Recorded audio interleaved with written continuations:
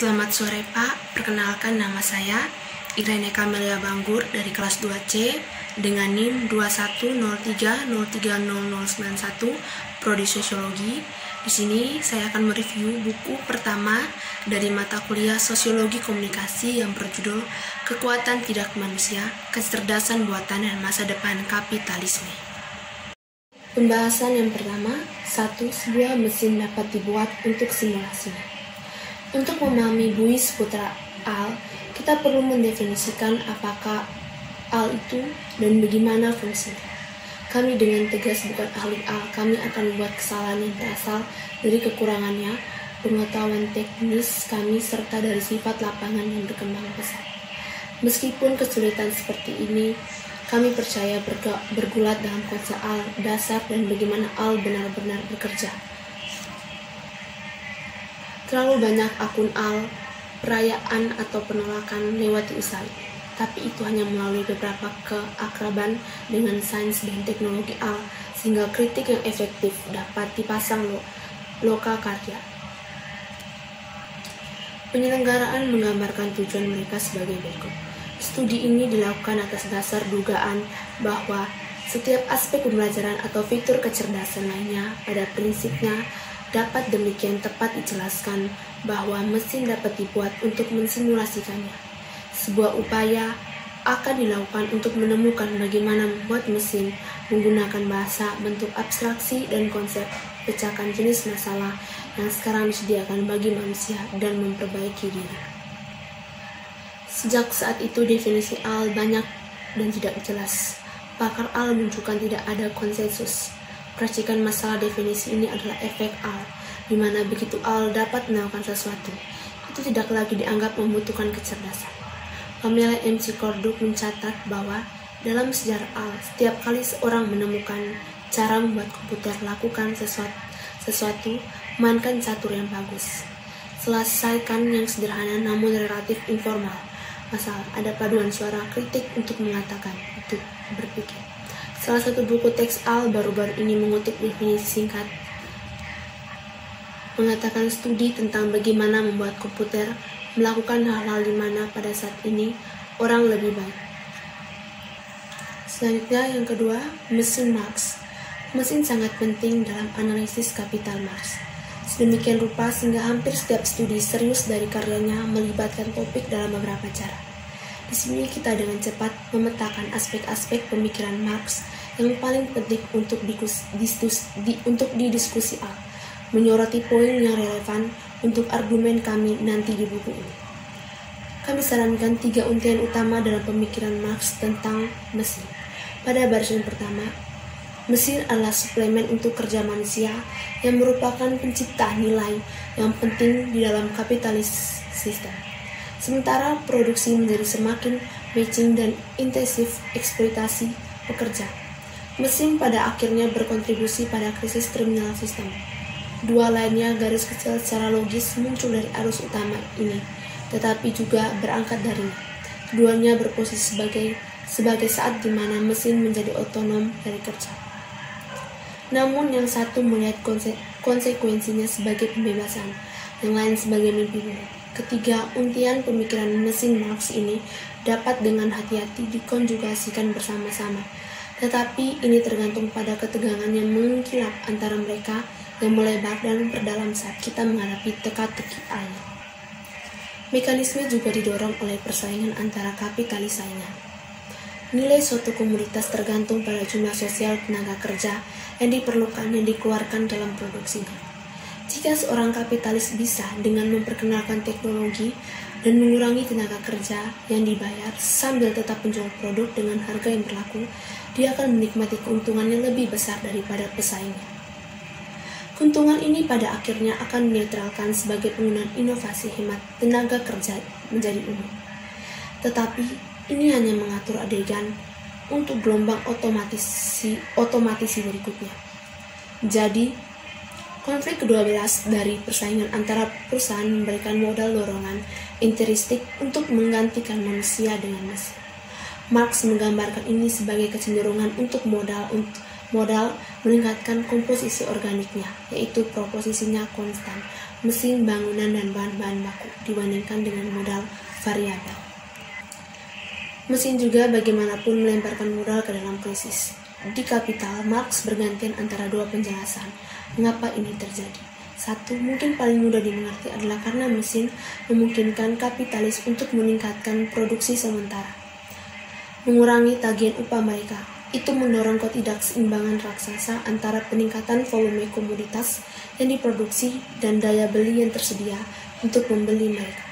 Ini membawa pada stagnisasi dan kelumpuhan ekonomi dengan pabrik tutup, pengangguran bertambah sampai cukup banyak perusahaan keluar dari bisnis untuk menghilangkan kelebihan produksi dan mendapatkan sistem bergerak lagi atau revolusi sosial pecah.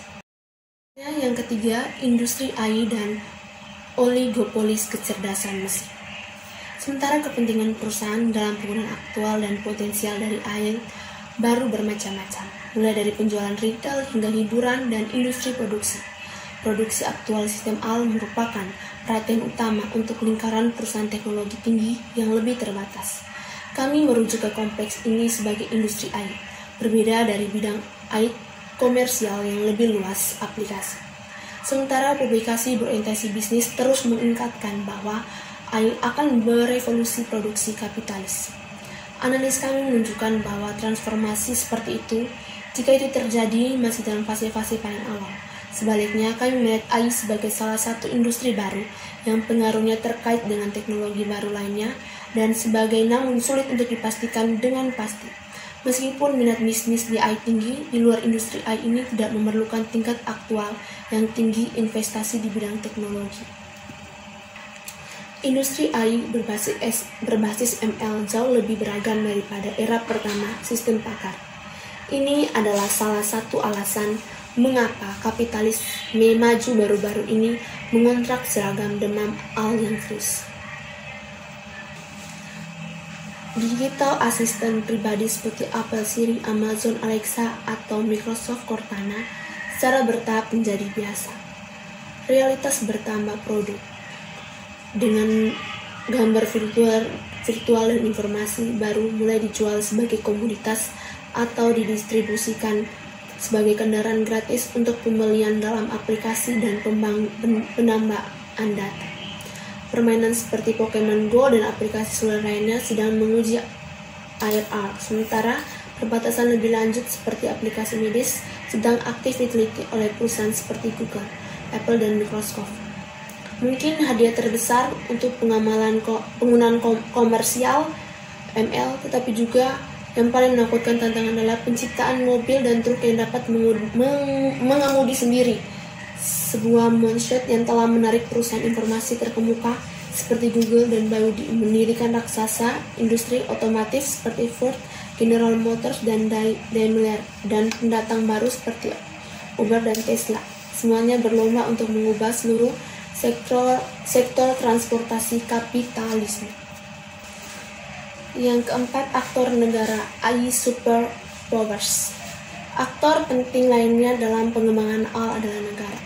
Marx tidak pernah menyelesaikan studi sistematis tentang negara kapitalis dan mencoba dengan sarana kognisi berikutnya untuk melakukannya. Telah menimbulkan beberapa perdebatan yang paling kompleks dalam teori Marx.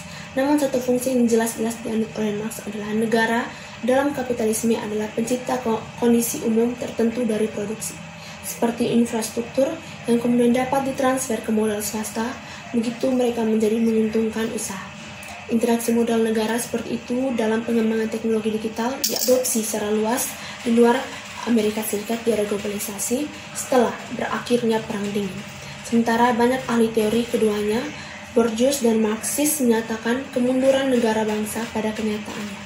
Globalisasi kapitalis terungkap melalui mediasi negara bangsa yang kegiatannya secara khas melibatkan dukungan dan subsidi industri digital dan infrastruktur yang kompetitif partisipasinya di pasar dunia bergantung. Apa yang disebut konsensus Washington yang mengatur globalisasi antagonisme pemasangan bertopeng, khususnya antara Cold Amerika Serikat pemenang perang dan Rusia pasca sosialis yang kalah dan Cina yang dipaksa untuk menyerah untuk berkompromi dengan pimpinan Amerika Serikat kapitalisme. Selanjutnya yang kelima, kecerdasan umum buatan. Tidak ada konsensus ilmiah atau filosofis tentang definisi kecerdasan, tapi sebagian besar perspektif setuju bahwa kecerdasan sejati harus beberapa derajat fleksibel atau umum. ML dan Goffey yang ada dibedakan dari kecerdasan manusia dan kesempitan dan ketidakfleksibelan mereka. Namun, peneliti sedang dilakukan untuk menghasilkan AI yang dapat diterapkan secara umum. Istilah AI adalah pertama kali diperkenalkan oleh Mark Ahrenberg untuk menggambarkan sistem AI yang menyayangi atau melampaui otak manusia dalam hal kompleksitas dan kecepatan yang bisa memperoleh, memanipulasi, dan menalar dengan pengetahuan umum. Dan itu adalah dapat digunakan pada dasarnya setiap fase operasi industri atau militer. Demikian hasil review dari saya. Atas perhatian Bapak, saya ucapkan selamat sore dan terima kasih.